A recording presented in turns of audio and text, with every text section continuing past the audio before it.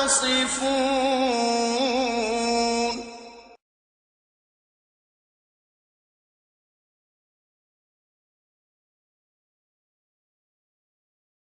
Number one, Dr. Ehrman, are the Gospels reliable? In my view, there is certainly historically reliable information in the Gospels, of course. But there are also pieces of historically unreliable information.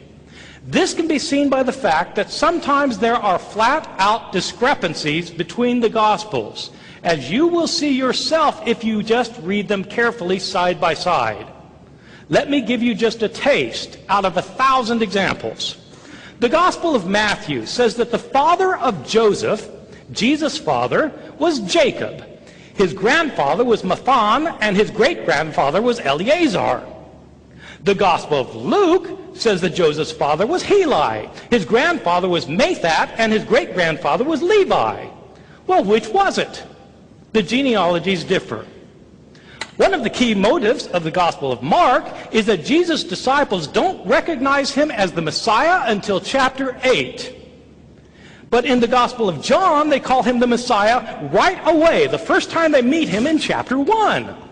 Which is it? How could it be both? There are small discrepancies between the Gospels, hundreds of them.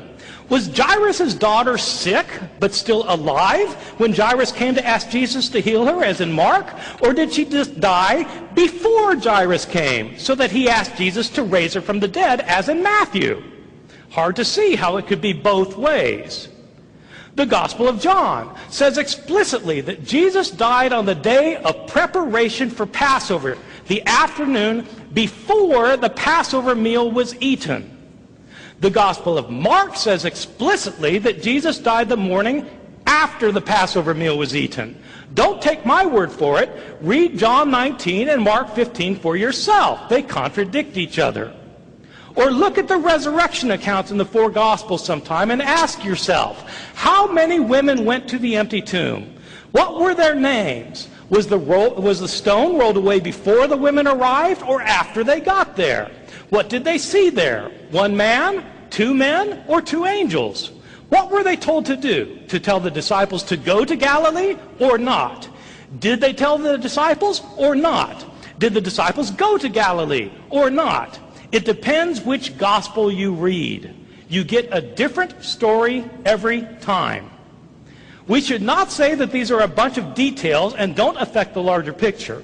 The larger picture is made up of nothing but details. The big pictures are vastly different too, as you'll see once you allow yourself to admit that the details are all different up and down the line. In my opinion now, the accounts of the Gospels cannot be reliable because they differ in hundreds of ways, both big and small.